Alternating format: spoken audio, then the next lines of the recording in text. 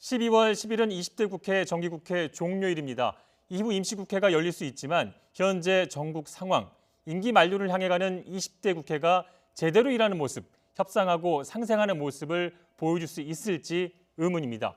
패스트트랙에 올려진 선거법 개정안과 검찰개혁법안 논의, 또 접점을 찾기 어려울 만큼 이견이 큰 상황입니다. 여야 1대1 미니토크 더 정치에서 패스트트랙 법안을 둘러싼 여야 입장 들어보겠습니다. 그리고 뇌물수수 혐의로 구속 수감된 유재수 전 부산 경제부시장과 또 김기현 전 울산시장 수사를 두고 벌어지고 있는 여야 공방도 다뤄보도록 하겠습니다. 전재수 더불어민주당 의원 그리고 이상일 전 새누리당 전 의원 나오셨습니다. 안녕하십니까? 네, 반갑습니다. 네, 안녕하세요. 자, 논의할 게 많은데 먼저 이 선거법 개정안 얘기부터 해보도록 하겠습니다. 민주당은 자유한국당이 이 연동형 비례대표제와 공수처 도입을 수용하면 나머지는 좀 유연하게 협상 가능하다는 그런 입장인 거죠? 예, 일단 뭐 그렇습니다. 네. 일단 민주당 입장에서는 어떻든 이제 선거법이라는 것이 그동안 이제 여야 간에 가능하면 합의 처리가 돼 왔고 예. 더더구나 이제 게임의 룰 아니겠습니까? 그런 측면에서 게임에 참여하는 모든 구성원들이 좀 힘들고 어렵지만 그래도 합의 처리해야 된다라는 이런 정신이 있기 때문에 예. 자유한국당에서 일정하게 좀 양보를 하면 충분히 협상 가능하다 그렇게 생각을 하고 있습니다. 당론으로 봐도 좀 무방할까요? 일단은 저희가 지난번 의원총회에서 이 선거법이라든지 공수처법에 대한 국회 처리, 국회 표결 이 부분에 대해서는 원내 지도부에 저희들이 일임을 협상에 대해서 이제 권한을 일임을 했거든요. 예. 그런 측면에서 본다면은 몇 차례 의원총회가 더 긴급하게 열릴 수는 있겠지만 거의 당론으로 봐도 무방하다. 예. 그렇게 말씀드리겠습니다. 예, 한국당은 이제 공수처는 물론이고 이 연동형 비례제도 여전히 이제 원천 반대하는 그런 입장인데요. 네. 한국당도 당론으로 반대를 하고 있는 거죠. 그러니까 공수처 신설도 당론으로 안 된다는 입장이고, 예. 선거법 개정안과 관련해서 특히 연동형은 절대 안 된다는 입장이에요. 그러니까 민주당하고 한국당이 지금 협상할 수 있는 공간이 거의 없어 보입니다. 예. 한국당이 왜 그러냐면 일단 공수처 신설과 관련해서는 지금 공수처와 관련해서 여당이 낸 법안을 보면 사실 대통령이 공수처장을 임명할 수 있게 돼 있고 그다음에 이제 공수처 검사의 절반도 대통령이 사실상 임명할 수 있게 돼 있단 말이죠. 그다음에 이제 공수처가 수사권하고 기소권을 둘 다 갖고 만약에 판사, 검사, 예. 이제 경찰에 대해서 수사권과 기소권을 다 갖고 있는데 지금 검찰 개혁한다는 게 수사권, 기소권 분리가 핵심인데 공수처는 그렇게 강력한 권한을 갖게 되는 그런 소위 수사기구가 탄생을 한다. 게다가 검찰이 권력형 비리를 수사를 하는데 공수처가 이처발하면 바로 이처하게 돼 있어요. 예. 그러니 이게 대통령에게 권력의 칼을 더 하나 주는 거다. 결국은 검찰 개혁이든 공수처를 뭐 그렇게 해서 만들든 핵심은 어떤 수사기관이든 정치적 중립성과 독립성을 확보해야 되는데 그게 담보가 되지 않기 때문에 공수처는 신설하면 안 된다는 입장이고 예. 그다음 선거법 개정안과 관련해서 연동형이 된다면 네. 한국당이 비례를 없애고 지역만 270으로 하는 안을 내놨잖아요. 한국당이 왜 그랬냐면 지금 미국의 경우도 대통령 중심제인데 미국의 상하원 의원들 전부 소선거구제로 선출합니다. 비례대표가 전혀 없습니다. 그러니까 대통령 중심제야 맞는 거는 결국은 지역에서 소선거구로 다 국회의원을 선발하는 게 맞다. 그래야 강력한 야당이 있어서 대통령 권력을 견제할 수 있다. 이제 이런 논리인데요. 연동형을 하는 나라들 보면 다 의원 내각제입니다. 그러니까 한국당은 연동형을 하려면 의원 내각제로 개헌을 해야 된다. 이 예. 입장까지 같이 내놨단 말이죠. 그리고 문재인 대통령은 연동형에 대해서 상당히 애착이 강하고 무슨 이야기를 하셨냐면 선거법을 연동형으로 바꿀 수 있다면 대통령 권한도 내놓겠다고 말씀을 하셨어요. 예. 그거는 뭐냐면 대통령이 선거법의 연동형을 받는 대신 개헌을 통해서 대통령 권한을 분산하겠다 이 뜻인데 개헌이 이루어지지 않는 상황에서 연동형이 된다면 한국당은 그건 용납할 수 없기 때문에 예. 지금 이렇게 서로 충돌하고 있는 상황입니다. 근데 이 지점에서 한 말씀 드리지 않을 수가 없는 것이 작년 12월 17일 날 예. 자유한국당을 포함해서 여야 5당이 연동형 비례대표제를 근간으로 하는 선거법 개혁안에 대해서 합의를 했습니다. 예. 작년 12월 17일이면 이제 1년이 다 돼 가는 겁니다. 이 1년의 시간 동안 자유한국당은 선거법 협상에 대해서 성실하게 안을 만들고 이래 가지고 그 협상에 임했던 것이 아니라 단 한 번도 자신들의 안을 가지고 나온 적이 없습니다. 그래가지고 이제 이 패스트 트랙에 올라가니까 그때서야 급하게 비례대표 다 없애고 270명 안을 냈던 것이거든요. 예. 그것은 협상을 위한 안이 아니라 여기저기서 이제 안도 없으면서 그렇게 반대하면 어떻게 하냐. 그래가지고 급조를 해가지고 그렇게 한 것이고 예. 그다음에 공수처만 하더라도 국회에서 대통령 임명하기 전에 국회에서 검증 절차가 다 있습니다. 그리고 지금 현재 상급 이상 고위공직자, 그러니까 대한민국 5천만 국민 중에 상급 이상 고위공직자, 그러니까 이제 군인은 준장 이상, 판사, 검사, 그다음에 중앙정부 공무원 같은 경우 상급 이상, 요게 이제 대한민국 전체 7천 명입니다. 네. 7천 명에 대해서만 수사 대상으로 하는 공수처를 만드는 것이거든요. 그래서 우리가 이제 최근에 이제 김학의 전 법무부 차관이 1심에서 무죄를 받았지 않습니까? 네. 근데 전부 무죄 이유가 뭐냐면은 공소시효가 지난 것이거든요. 그럼 그 앞전에 검찰에서 3차례에 걸쳐서 수사를 했는데 그때는 도대체 어떻게 한 거냐? 이것은 뭐냐면은 제 식구 감싸준 거거든요. 그래서 검사든 판사든 상급 이상 고위공직자든 간에 이 사람들에 대해서 별도로 수사하는 고위공직자 범죄수사처를 만들자는 것이고, 그리고 이것의 철학적 베이스는 뭐냐면은 어떤 기관도 견제와 균형의 원리 위에 서 있어야 된다. 이러한 것으로부터 시작을 하는 겁니다. 그렇기 예. 때문에 선거법이든 공수처법이든 이것은 우리 사회 정치와 우리 사회를 한 단계 발전시키는 그런 개혁 법안이다. 이 예. 말씀을 꼭 드리고 싶습니다. 공수처법 관련해서 한 의견이 좀 말씀만 다르지만요. 더 드리면요. 예. 지난해 합의문을 보시면요. 연동형 비례대표제에 대해서 검토를 한다고 돼 있어요. 그러니까 그걸 실시한다고 돼 있지는 않고요. 네. 그 다음에 그렇게 검토할 경우에 개헌 문제도 검토한다고 들어가 있습니다. 그런데 안 되고 있지 않습니까? 개헌도 안 되고 있기 때문에 한국당은 연동형을 하려면 의원 내각제로 바꾸라는 입장이죠. 근데 이제 지금 제도 대통령 중심제를 그대로 놔두고 연동형을 하겠다라는 건 한국당 입장에서 받아들일 수 없다는 거고. 예. 그다음에 이제 공수처 신설과 관련해서 지금 법원 행정처장이 지난 국정감사에서 이런 말씀했죠. 판사도 뭐 사실은 판사도 죄를 범하면 당연히 수사받고 처벌돼야죠. 그러나 이 판사에 대해서 수사권, 기소권까지 다 지금 공수처가 행사하게 돼 있는데 이거는 사법권 독립을 매우 침해할 우려가 있다. 근데 이 공수처를 신설하는 게 대통령이 얼마 전에 국민과의 대화에서 정부 여당이 훨씬 고위공직자가 많기 때문에 정부 여당을 소위 겨냥한 수사기관을 만든다 이런 말씀하셨는데 사실은 지금 특별감찰관을 청와대 대통령이 지금 취임하신 다음에 아직도 안 두고 있습니다. 그러니까 청와대 권력부터 감찰할 수 있는 그것도 안 두면서 공수처를 신설해서 사실은 공수처장을 대통령이 사실상 임명하는 구조, 검찰의 절반을 대통령이 임명하는 구조라면 그 공수처가 지금 대통령이 여당이 말씀하신 대로 예. 제대로 정치적 중립과 독립성을 누리면서 작동할 수 있겠느냐. 그 부분에서 게다가요. 정치적 잠깐만요. 예. 특별감찰관이 만약에 제대로 작동이 됐다면 조국 전 민정수석으로 일할 때 지금 많은 문제가 나오고 있는 거 아닙니까? 유재수 행정관 문제니 김경 전 울산시장 문제니 이런 것들이 지금 아마 드러났을 거예요. 예. 그러니까 지금 보면은 살아있는 권력은 대충 덮어지면서 가고 있고 그동안에 적폐 수사라는 명분으로 해서 야당은 상당히 탄압받는 이런 형국이었단 말이죠. 그러니 야당 입장에서는 공수처가 신설이 되면 또 타겟은 야당이 되는 거 아니냐 이런 우려가 상당히 있어요. 예. 게다가 위원 논란도 이제 별개로 하고요. 하나만 위원 좀 논란은. 여쭤보겠습니다. 네. 정치적 중립성이 이제 이제 걱정을 하고 의심을 하는 네. 거잖아요. 근데 여야는 언제든지 바뀔 수 있는 거고요. 네.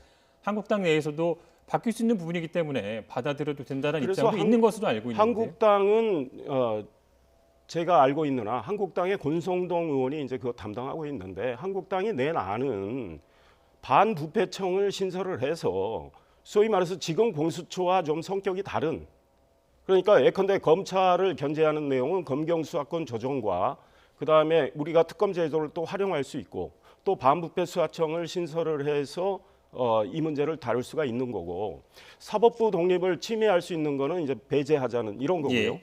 공수처장 임명 그거를 이제 반부패 수사청이라고 가정을 한다면 그 사람들의 그 소위 지휘부를 임명하는 구조를 지금 여당이 낸 법안과 달리 하자 이런 내용들로 돼 있죠. 네. 예. 근데 국민들께서 공수처법에 대한 국민 여론을 한번 봅시다. 공수처 설치에 대해서 국민들께서 가장 많이 지지를 했을 때는 80% 가까이 공수처 설치를 찬성을 했고, 그 다음에 가장 낮을 때가 60%가 찬성을 하고 있습니다. 예. 국민들께서 왜 공수처 설치에 낮게는 60%, 많게는 80% 찬성을 하겠습니까? 그동안 상급 이상 고위공직자 우리 사회에 있어서 이 사람들이 법 앞에 만인이 평등하다는 원칙이 안 지켜졌다는 것을 국민들이 누구보다도 잘 알고 있는 겁니다. 그렇기 때문에 국민들께서 공수처에 대해서 적게는 60%, 많게는 80% 찬성을 하고 있는 겁니다. 지금 자유한국당이 계속해서 공수처를 가지고 문제 제기를 하는 것은 국민들이 바라는 개혁에 저항하는 일입니다. 예. 이렇게 계속 가다가는 자유한국당이 개혁 저항 세력, 개혁을 못하게 발목 잡는 예. 세력으로 몰릴 수 있다는 점을 인식을 하셔야 될 것 공수처 같습니다. 그 설치에 말씀 좀, 관해서는요. 네, 잠깐만요. 이야기를. 오늘 좀 다룰 요 주제가 말씀만 많아서요. 드리겠습니다. 우리 짧게 좀 국민들께서 부탁드릴게요. 공수처의 많은 문제에 대해서 정확히 얼마나 알고 계신지 의문이고요. 여론을 이야기하시는데 조국 전 법무부 장관 지명 철회하라, 자진 사퇴하라 그 여론 압도적으로 높았는데 그 여론 무시하고 임명 강행했던 현 정권이에요. 그다음에 공수처의 경우는 정말 중요하기 때문에 공수처가 대통령의 이 권력의 도구로 쓰일 가능성 이거에 대해서 우리 국민들이 제대로 아시고 여론조사에 응답하시는지 저는 좀 의문이라고 생각합니다. 저는 정말로 상당히 우려스러운 말씀을 하셨는데요. 국민들이 뭣도 모르고 공수처도 뭐 하는 데인지도 모르고 60% 80% 지지를 저는 보냈겠습니까? 표현은 그렇게 안 했습니다. 저희가 이제 그런 부분을 네. 많이 알리기 위해서는 네. 방송도 하는 거고요. 고위공직자에 대한 또 수사하는 기관이 필요하다는 데는 공감하는 것을 오늘 이 부분을 좀 정리를 하도록 하고요. 연동형 비례대표 이제 선거법 개정안에 관해서는 연동형이 굉장히 가장 그 중요한 이슈가 되고 있는 것 같은데 저희가 뉴스에서 굉장히 많이 이제 뭐 얘기를 하고 있지만 과연 이 연동형 비례대표제가 어떤 식으로 작동하는지에 대해서 시청자분들이 모르는 분들이 좀 많이 계신 것 같아서 좀 설명을 드리도록 하겠습니다. 자, 그래픽을 준비를 했는데요. 지금 원안이 준연동형 비례대표제입니다. 지역구가 225석이고 비례대표가 75석으로 되어 있죠. 예를 들어서 A정당이 정당 지지율이 30%가 나온다고 하면 이 전체 의석수가 300명에서 30%니까 90명인데 절반까지는 인정해 준다는 거 아니겠습니까? 그래서 45명은 하한선으로 두자라는 것이 이 법안의 취지이고요. 그래서 이제 지지율이 30%인 경우에는 최소 의석수 보장이 45석이 되는 것이고요. 그리고 이 A정당 같은 경우 지역구에서 100석을 얻었으니까 45석이 넘었으니까 비례대표 1차 배분에서는 사실은 더 추가될 의석수가 없는 거고요. C당을 보면 정당 지지율이 20%입니다. 300명 20%니까 60명인데 그중에서 절반이니까 30석을 기본적으로 인정해 주자라는 그런 취지고요. 지역구에서 20석을 얻었으니까 비례대표 1차 배분에서 10석을 더해 주자는 거죠. 그래서 1차 배분을 마치고 남아있는 2차 배분은 60명이 남는데 지금 같은 병립형이라고 하나요? 병립형대로 이 정당 지지율과 비례해서 남은 그 비례대표 수도 배정해 주자. 이런 것이 바로 준연동형 비례대표제인 거로 제가 설명을 드렸는데 맞습니까? 예, 일단 굉장히 복잡한데요. 예. 제가 좀 설명을 드리면 예컨대 C당의 경우를 가정을 해보면요. 정당 지지율을 20%를 얻었습니다. 그런데 예. 지역에서 20석을 얻었어요. 그러면 정당 지지율이 이제 20%라면 예. 60석이 확보가 돼야 되는 거예요. 100% 연동형을 가정할 때. 준연동형 50%니까 그러니까 20 그렇습니다. 이제 20석을 얻었잖아요. 그러면 40석의 절반인 예. 그러니까 60석을 확보해야 되는데 지역에서 20석을 얻었으니 비례로 40석을 확보할 수가 있어요. 근데 그 40석의 절반인 20석만 준다는 거죠. 예. 예. 그래서 그게 50% 연동형이 되는 예, 거죠. 이런 식으로 해서 이제 비례대표를 배분하고 난다면 남은 비례대표 의석이 있습니다. 75석 중에 예. 남은 의석은 정당 득표율로 다시 배분을 그렇죠. 2차로 예. 하게 되는 겁니다. 그래서 예. 굉장히 복잡한데 지금 저 아는 민주당과 정의당 등이 지난 4월에 패스트트랙에 이제 일방적으로 올리는 아니에요. 그래서 지역구를 28개를 줄이는 거죠. 225. 그리고 비례를 28개를 늘려서 75석으로 하는 건데 지금 저 안대로 하자니 지금 국회에서 통과 안 되는 겁니다. 왜? 정의당만 지금 찬성하지 민주평화당, 호남이죠. 그다음에 민주평화당에서 탈당한 분들, 네. 대한신당이라고 그러죠. 그분들이 한 10명 돼요. 그래서 이 부분에 그분들이 대해서 다 반대를 합니다. 호남 의석이 6개 줄고요. 물론 예. 영남도 줍니다. 근데 호남 의석을 주는 건 참을 수가 없다. 네. 그분들이 반대하면 저 안은 부결이 됩니다. 그러니까 민주당이 이제 와서 지금 지역을 240, 비례를 네. 60, 또 협상의 지역을 여지를 두고 있는 것 같은데요. 50 예. 이렇게 자, 하고 있는 거죠. 예. 자, 복잡해 보일 수가 있는데요. 근데 이 복잡한 계산식은 좀 뒤로 미루고 왜 이 선거법을 개정하려고 하는지 그 취지만 간단하게 제가 쉽게 들어서 예로 말씀을 드리겠습니다.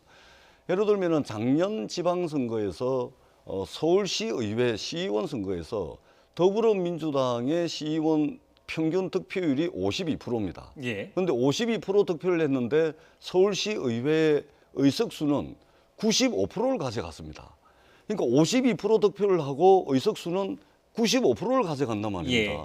이것은 민심이 왜곡되는 효과를 낳는 것이죠. 그래서 50% 득표를 했으면은 의석수도 50% 가져가는 것이고, 이것이 이제 이 선거법의 기본적인 그러니까 취지입니다. 예. 소선거구제의 어떤 단점을 극복하고 민심을 제대로 이제 민의를 제대로 의석수에 반영하자는 반영을 그런 하는 취지인 겁니다. 그래서 것이고요. 대의민주주의는 완벽한 직접 민주주의를 할 수 없기 때문에 끊임없이 민의를 어떻게 하면 더 잘 반영할 예. 것인가, 이것을 제도적으로 보완하는 것, 이것이 이번 선거법 개혁의 취지입니다. 한국당에서는 이제 대통령제 하에서는 아직은 좀 그렇죠. 부적절하다 지금 이렇게 판단하고 계신 거고요. 대통령제 미국의 경우 보세요. 다 예. 소선거구제로 뽑아요. 그러니까 한 표라도 많으면 다 국회의원이 되는 선거구제예요. 그것이 완벽한 이제 민주주의 사표가 형태는 아니죠. 많이 생기죠. 예. 근데 이거는 선거법은 이 정답이 없는 문제예요. 그러니까 모리스 듀베르자라는 프랑스의 정치학자는 이미 이 문제에 대해서 소선거구제의 장단점, 연동형의 장단점 다 만들어져 있어요. 그러니까 뉴질랜드 같은 경우 소선거구제 하다가 의원내각제 상황이니까 연동형으로 바꾸기도 하고 그렇습니다. 근데 국민들에게 제대로 설명을 해야 되고 그러는데 우리 보세요.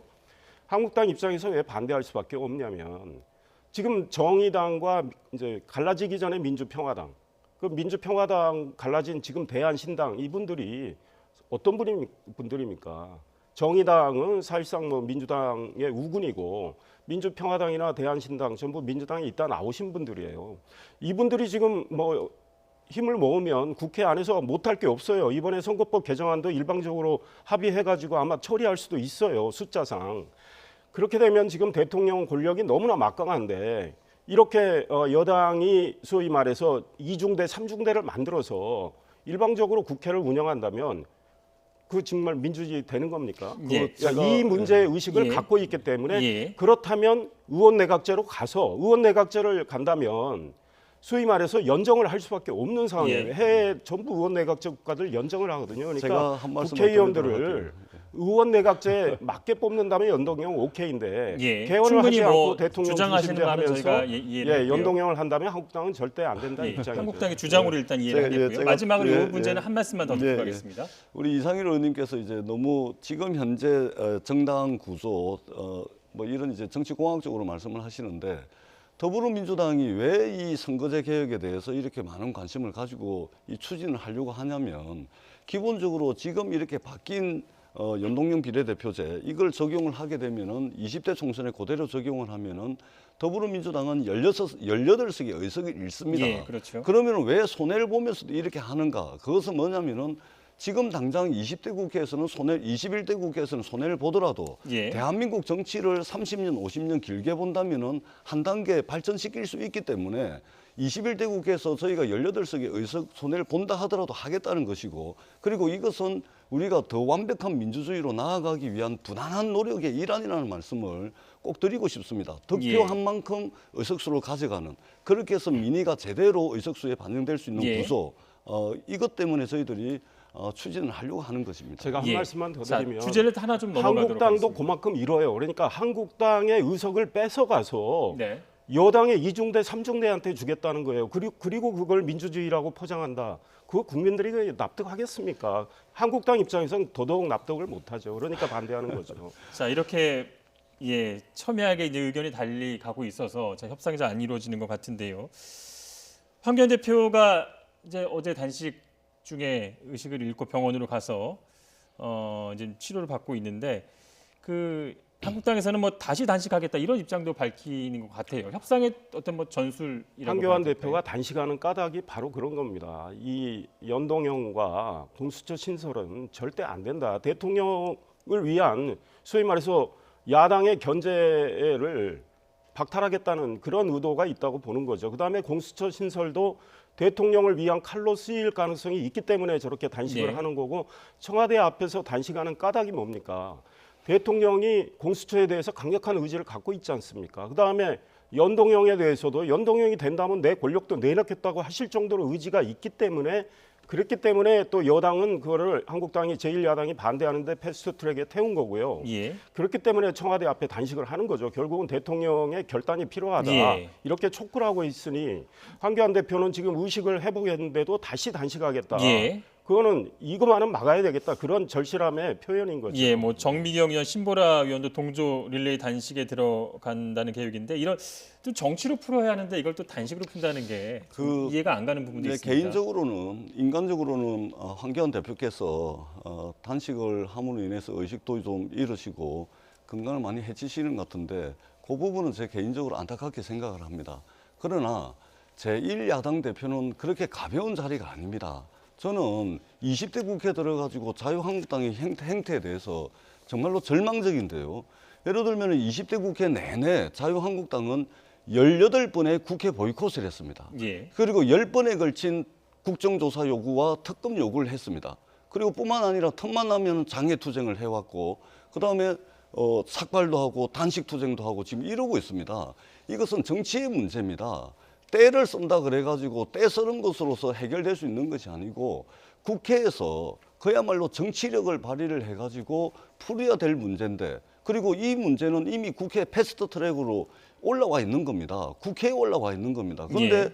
불법 천막을 쳐가면서 청와대 앞에 가서 대통령이 답하라. 대통령이 답을 할 수 없는 문제입니다. 국회가 있는 것이죠. 대한민국은 엄연히 삼권 분립되어 있는 나라이기 때문에 국회에서 협상을 통해서 정치력을 통해서 풀어야 될 문제를 그냥 단식하고 때를 쓰고 있는 겁니다. 이것은 제1야당 대표로서 정말로 저는 무책임한 자세다 이렇게 생각을 합니다. 그리고 20대 국회 들어서 자유한국당의 모습을 보면 세상 선지에 이런 야당은 정말 보기 드문 경우였다고 저는 평가를 하고 네, 싶습니다. 여기까지 저도 뭐 듣겠습니다. 그에 오늘 대해서 뭐 좀 말씀을 굉장히 드려야 토론이 되겠습니다. 뜨거워서 다음에 또 모셔야 될 것 같은데요. 하나만 더 짚어보고 가겠습니다. 그 어제 YTN이 단독으로 이제 보도를 먼저 했는데요. 나경원 대표의 발언이 좀 또 문제가 되고 있습니다. 그 내년 총선 전에 이제 북미 정상회담을 열지 말아달라고 미국에 얘기를 했다고 하고 또 나경원 대표는 이번 방미 기간에는 안 했다 이렇게 또 언급을 한 것 같은데요. 그러니까 나경원 대표의 저 이제 표현을 어떻게 받아들이느냐에 문제가 있는 것 같아요. 그러니까 나경원 원내대표가 지금 이 정부가 또 여당이 내년 총선 승리를 위해서 무엇이든 할 수 있는 수단을 강구하는 그런 모습이고 그러니 내년 선거 때 지난해의 지방선거처럼 지방선거 전에 소위 북미 정상회담 1차 회담이 열렸고 한국당은 그로 인해서 많은 피해를 봤는데 그 북미 정상회담은 사실 껍데기에 불과했단 말이죠. 아무런 진전된 게 없고 북한은 오히려 뭐 동창리 미사일 발사기지 지금 다 정상 복원하고 있죠. 폐쇄도 하지 않고 이런 상황에서 북미 정상회담이 또 일종의 이벤트로 열린다면 한국당은 선거에 치명상을 입을 수도 있는 거죠. 물론 한반도 평화를 위해서 진지하게 북한이 나와서 북한이 그동안 말한 대로 확실하게 핵무기를 이제 폐기하는 그런 길로 들어선다면 아직 입구에도 들어서지 않았는데 그런 쪽으로 이제 물밑 교섭을 해서 정말 진정이 그런 쪽으로 가는 정상회담이라면 반대할 이유는 없는 거예요. 그런 면에서 나경원 원내대표는 그런 우려를 이야기한 것 같고요. 지난 2년 반 동안 대통령과 여당의 국정 운영 우리 국민들이 다 느끼고 계십니다. 뭐 경제, 민생, 그다음 안보, 북한 핵 문제 지금 나아진 게 있습니까? 게다가 확대는 안 해주셨으면 이 말씀만 더 드리겠습니다. 지금 유재수 전 부산시 부시장 문제, 김기현 전 울산시장에 대한 소위 선거 공작 문제 이거 청와대가 불법하는 거 아닙니까? 이거 지금 이제 계속 드러나고 있는 거고 황교안 대표가 청와대 앞에서 단식하는 까닭 그거는 제가 보기에는 불법이라고 규정하기가 좀 애매해요. 왜냐하면 그건 관광공사 규정이에요. 규정. 그런 건데 예. 정치로 푼다면 이런 방법이 있어요. 민주당의 그 황교안 대표의 그 처절한 단식을 그 뜻을 받아들이고 정치적으로 풀겠다면 협상을 하는데 연동형은 포기하면 돼요. 제가 보기엔. 그리고 225대 75 준연동형 이 안을 본회의에 올려가지고 표결을 당당히 하면 되죠. 그 난리를 예. 부렸으니까. 그다음에 한국당 안도 본회의에 올려서 표결합니다. 그럼 제가 보기에 둘 다 부결이 돼요. 그러면 현행 제도로 가든지 이렇게 하는 게 정정당당한 거 아니겠습니까? 예. 그러기 전에 한국당과 협의를 최대한 노력을 하는데 예. 협의의 합의를 볼 수 있는 지점은 민주당의 연동형을 포기하는 거예요. 제가 예. 보기엔. 이상은 의원님 다음에 또 모셔야 될 것 같고요. 시간이 많이 이제 없습니다. 예. 그 유재수 전 부시장의 이제 구속 수감 이후 이제 파장도 지금 그 예측이 뭐 불가능할 수도 있는데요. 그 말씀 마지막 좀 정리해 주시고. 예. 요 말씀을 먼저 드리기 전에 나경원 원내대표 발언에 대해서 예, 간단하게 두 가지에 대해서 간단하게 좀 간단하게 부탁드리겠습니다. 말씀을 드리도록 하겠습니다. 나경원 원내대표께서 총선 전에 북미 정상회담 안 했으면 좋겠다라고 예. 발언을 하셨는데 사실은 나경원 대표의 전력으로 볼 때는 그렇게 놀라운 발언도 아닙니다. 이전에 뭐 달창이니 또 뭐 광주 1고 정권이니 예. 뭐 해묵은 지역 감정 조장 발언 등등을 봤을 때 총선 전에 북미 정상회담 열지 말아다오라고 발언하는 것도 그렇게 놀라운 일은 아닙니다. 그럼에도 불구하고 참 아쉬운 것은 이 한맺힌 분단 70년 어떻게든 극복을 해야 될 거 아닙니까? 예. 이것을 총선이라는 당리당략에 맞춰서 북미 정상회담을 열지 말아다오라고 하는 것은 정말로 나라를 팔아먹는 매국적 발언이다. 예, 이렇게 네, 보지 않을 부적절하다는 수가 판단이고요. 않을 예. 수가 없고요. 유재수 부시장의 경우에는 사실 제가 이제 부산 북구 출신의 국회의원인데 예. 부산 입장에서는 상당히 좀 아쉬운 부분이 있습니다. 왜냐하면 그동안 블록체인 특구라든지 그다음에 전통시장 화폐 내년에 예. 1조 원 가까이 이제 발행을 하게 되는데 그럼에도 불구하고 이제 여러 가지 비비 사실들이 이제 드러났습니다. 구속이 됐습니다. 검찰 조사 철저히 해서 그에 상응하는 응당한 이제 책임을 져야 된다 그렇게 생각을 합니다. 예. 다음에 시간을 마련해서 두 분을 또 따로 모시도록 하겠습니다. 오늘 말씀은 여기까지 듣도록 하겠습니다. 예. 전재수 더불어민주당 의원, 이상일 전 새누리당 의원이었습니다. 오늘 고맙습니다. 고맙습니다.